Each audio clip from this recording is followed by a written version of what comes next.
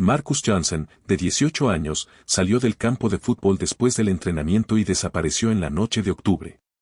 Su coche fue encontrado en el aparcamiento de la escuela, con las puertas abiertas y las botas aún calientes en el asiento del copiloto. No había sangre. Sin testigos. Ni huellas. Durante 17 años, la pequeña ciudad de Millfield estuvo envuelta en el silencio hasta que un pescador rastreó con su red algo que lo cambió todo. Lo que encontró le hará cuestionarse todo lo que creía saber sobre la lealtad. 12 de octubre de 2022. Tommy Brennan llevaba 30 años pescando en el lago Millfield, pero nunca antes había pescado algo así. El mecánico jubilado de 67 años estaba revisando sus redes en la oscuridad cuando sintió un peso inusual tirando contra su barco. Algo metálico. Algo que no pertenecía a estas aguas de Georgia. El primer objeto que emergió fue un anillo de clase. De oro con una piedra roja, el tipo que todo estudiante de último año de secundaria quiere. Pero este anillo era diferente. Grabadas alrededor del anillo estaban las palabras que hicieron hervir la sangre de Tommy, Marcus Johnson, campeones estatales 2005. Marcus Johnson. Todos los residentes de Millfield conocían ese nombre.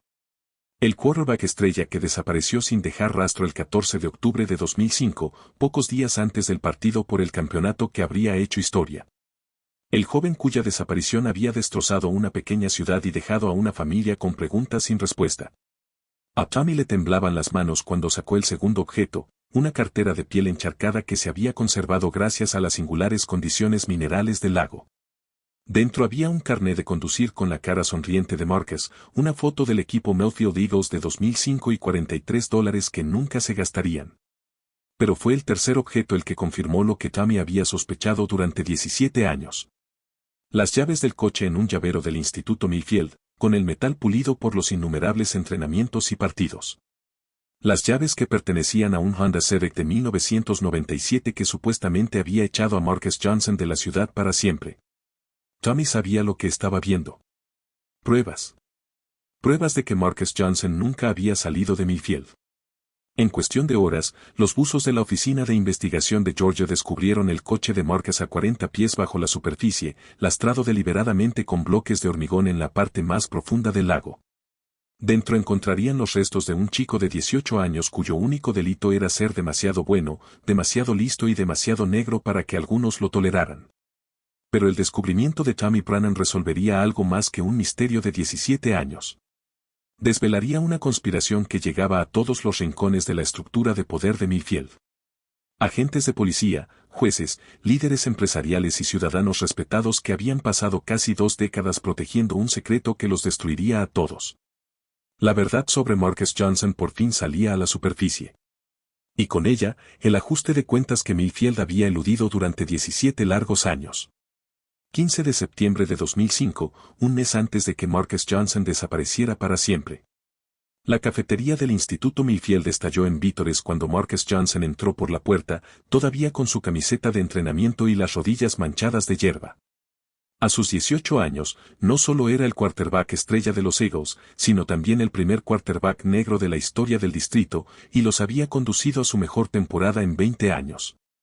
Campeones estatales, nene, gritó Tommy Rodríguez, el centro del equipo, dándole palmaditas en la espalda a Marcus. Georgia se alegrará de tenerte el año que viene. Marcus sonrió, pero su respuesta fue típica del joven que había cautivado el corazón de una pequeña ciudad de Georgia. Todavía no hemos ganado nada. El campeonato es cosa del equipo, no de un jugador individual. Fue esta humildad la que hizo de Marcus Johnson un jugador tan excepcional. En el campo, era imparable, un estudiante de 4,0 con un brazo de cañón que podía leer la defensa como si él mismo hubiera escrito el libro de jugadas. Fuera del campo, era el chico que se quedaba después de los entrenamientos para trabajar con los jugadores más jóvenes, que llevaba la compra a su abuela todos los domingos y que seguía llamando a su madre mamá sin avergonzarse. Deloris Johnson había criado sola a Marcus y a su hermano Isaiah, de 14 años, trabajando 2 turnos como auxiliar de enfermería para mantener viva su pequeña casa y los sueños de Marcus.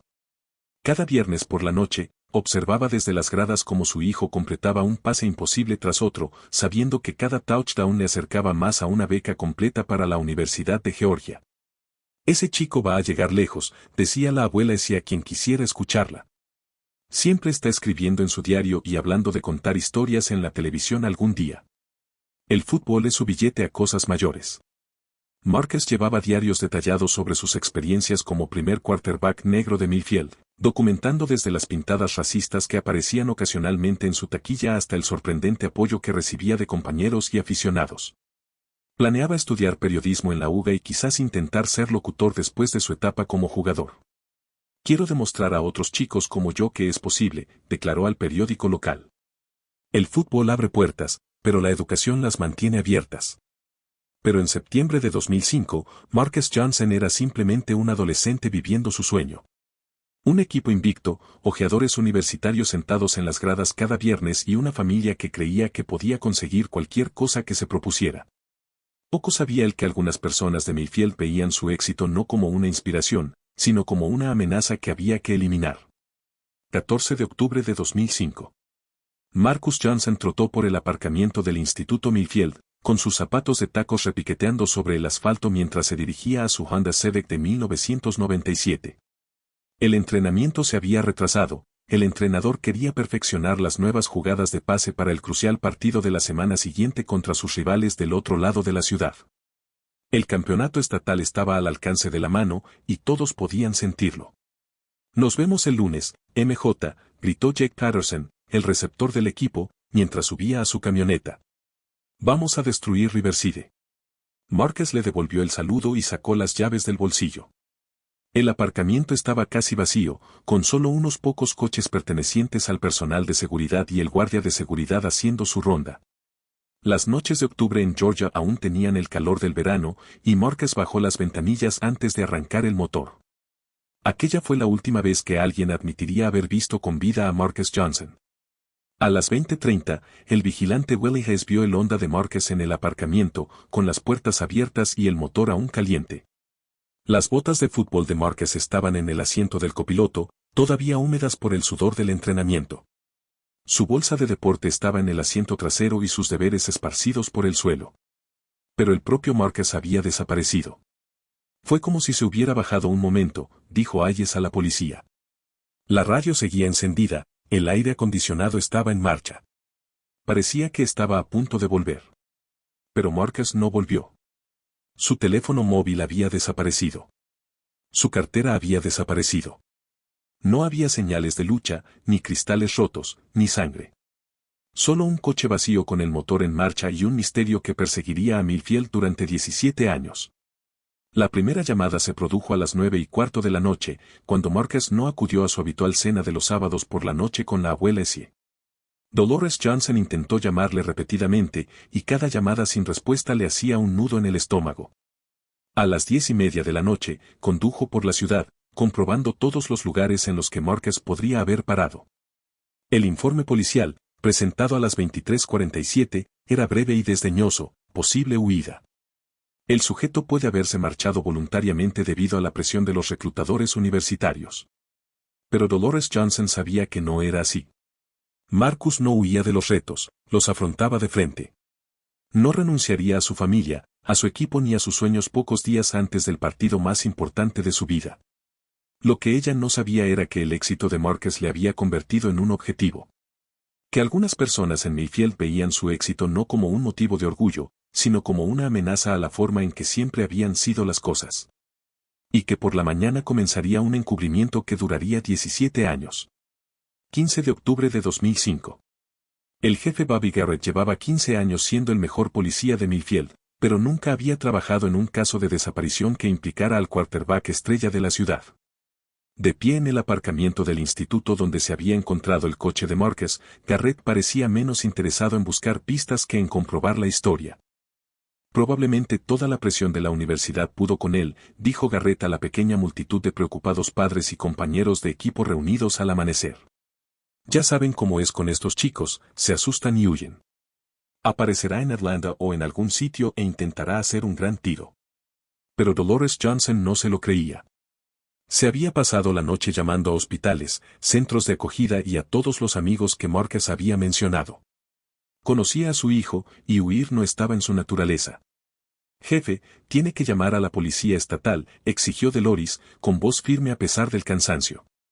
Marcus no huyó. Algo le pasó aquí. La respuesta de Garrett fue rápida y desdeñosa. Señora, comprendo que esté disgustada, pero no podemos malgastar recursos estatales en cada adolescente que se acobarda. Dele 48 horas. Estos casos suelen resolverse solos. Deloris no sabía que las cámaras de seguridad de la escuela lo habían grabado todo, hasta que se apagaron misteriosamente a las 19:30 de la noche anterior. Las imágenes del aparcamiento, los pasillos e incluso el sistema de seguridad ya no se podían guardar. Un fallo técnico, explican en la empresa de seguridad. Ocurre a veces con los sistemas más antiguos. Al tercer día, cuando Marcus seguía sin ponerse en contacto con nadie, la Oficina de Investigación de Georgia aceptó finalmente ayudar. Pero su búsqueda era extrañamente limitada, un radio de 15 kilómetros que excluía las zonas rurales donde alguien podría estar escondiendo un cadáver. Cuando Deloris preguntó por qué no buscaban en el lago o en las canteras abandonadas, le dijeron que esas zonas eran poco probables y requerían un equipo especializado que la agencia no podía permitirse. En una semana, el fondo de recompensa ascendió a $50,000 donados por empresas e iglesias locales. Los equipos de búsqueda peinaron todos los barrios. Pero todas las pistas eran en vano. Todos los testigos parecían no haber visto nada útil. Todas las posibles pistas del caso se desmoronaban bajo el escrutinio. Es como si alguien no quisiera que lo encontraran, le susurró a su novia Jack Patterson, compañero de equipo de Marcus. No tenía ni idea de cuánta razón tenía. Noviembre de 2005, un mes después de la desaparición de Marcus. Los Millfield Eagles perdieron su primer partido en 2 años sin su quarterback estrella, por 28-7 ante un rival de la misma ciudad que se había preparado para Marcus, no para su sustituto. Había un asiento vacío en la grada donde Dolores Johnson solía animar todos los viernes por la noche. Ya no soportaba ver el fútbol. En las Navidades de 2005, los carteles de persona desaparecida habían desaparecido de los postes telefónicos y los escaparates de las tiendas. El fondo de recompensa permaneció intacto. El jefe Garrett había trasladado discretamente el expediente de Marcus a un almacén y decía a todo el que preguntaba que se habían agotado todas las pistas. Pero algunas personas de Millfield sabían que no era así. Sabían exactamente lo que le había ocurrido a Marcus Johnson y estaban dispuestos a llevarse ese secreto a la tumba. La familia Johnson nunca se recuperó. Deloris perdió su trabajo como enfermera en 2007, cuando el hospital alegó recortes presupuestarios, recortes que de alguna manera no afectaron a ningún otro empleado.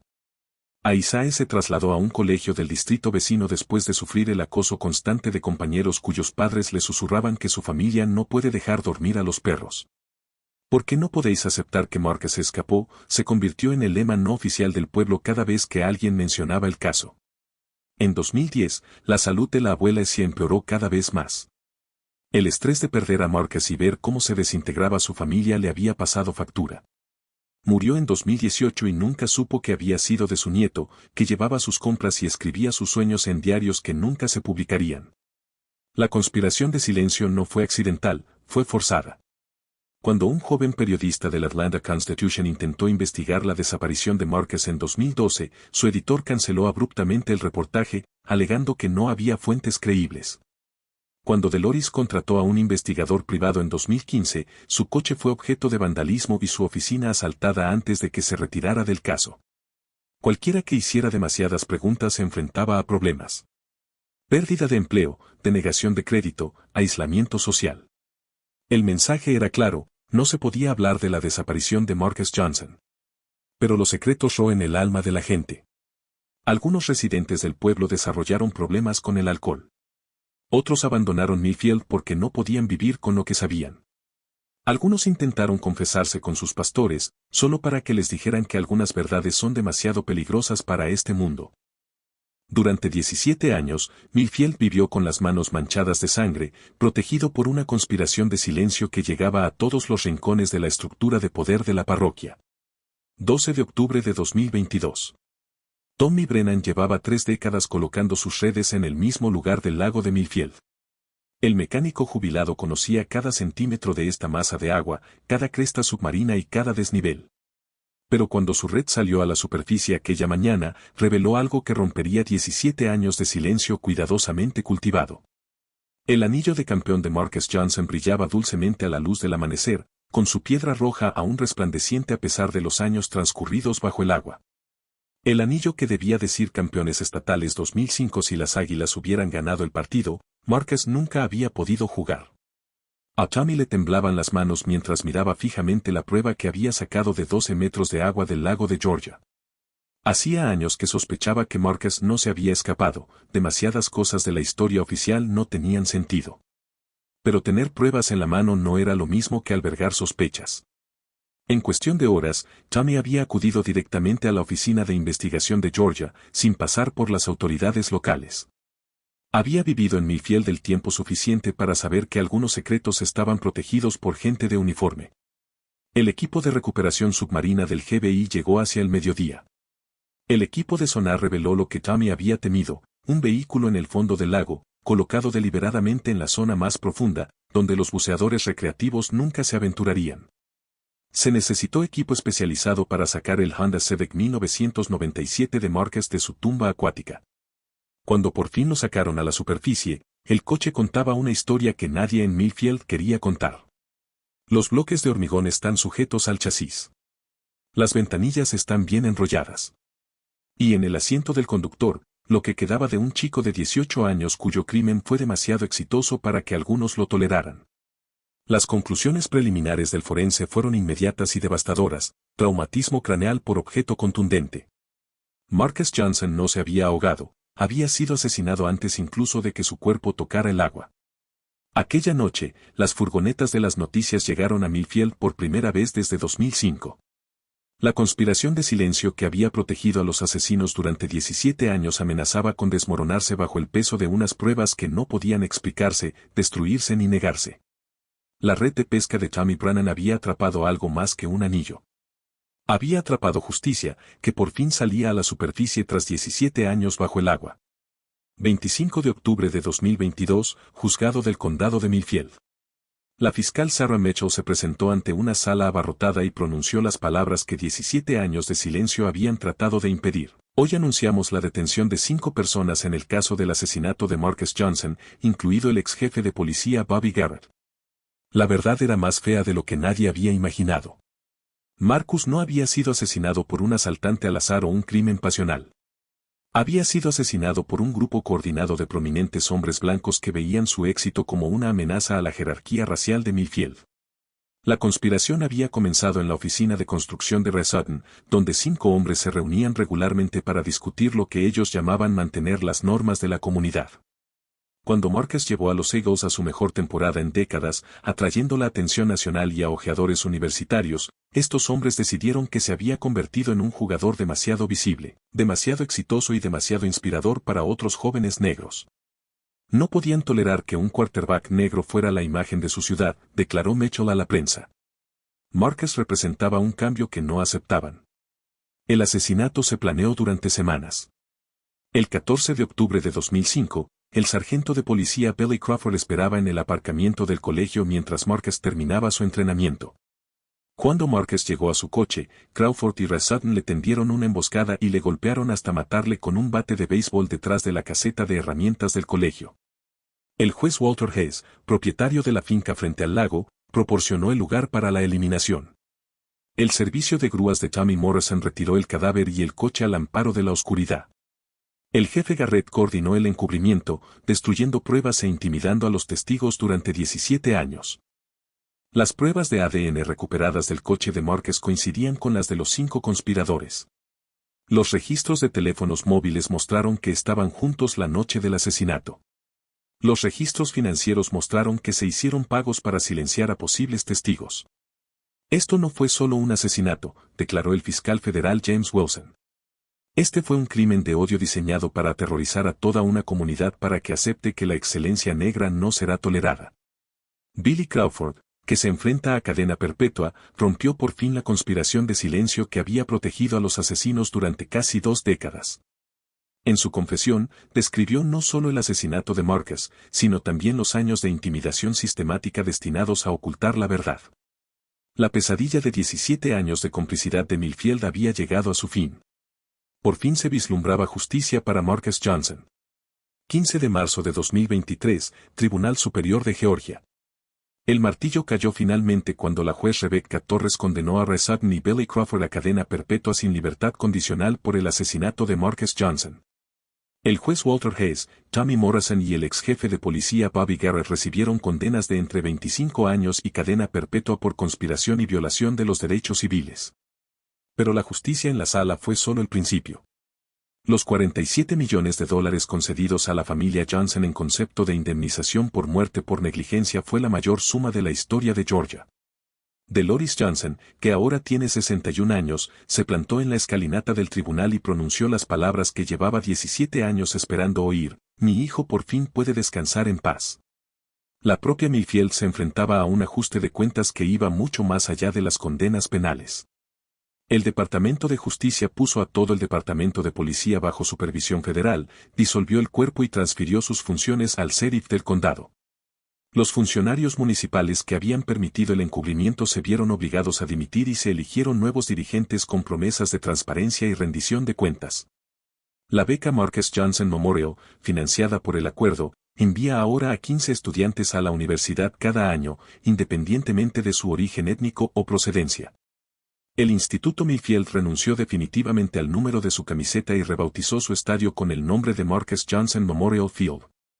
Pero quizás lo más importante es que Georgia aprobó la ley Marcus Johnson, que obliga a la supervisión federal de todas las investigaciones locales sobre muertes sospechosas de personas pertenecientes a minorías.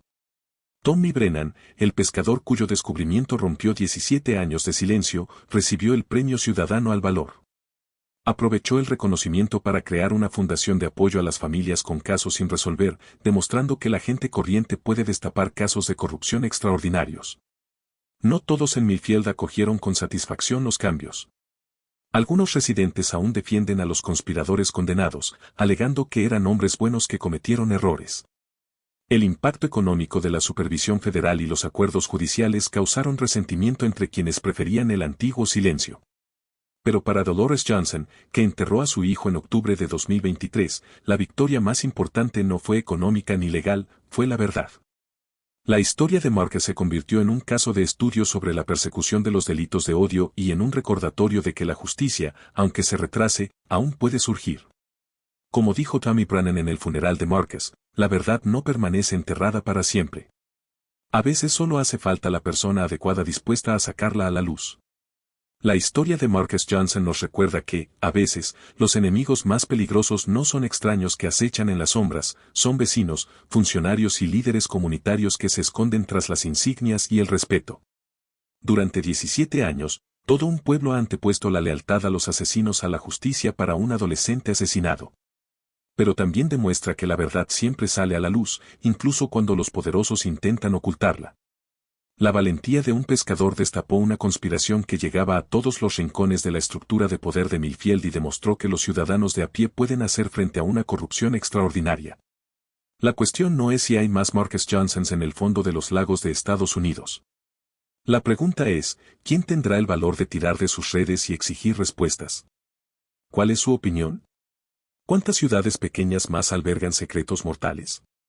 Haznoslo saber en los comentarios de abajo, y no olvides suscribirte para recibir más historias que desvelen la verdad que se esconde tras los mayores secretos de Estados Unidos.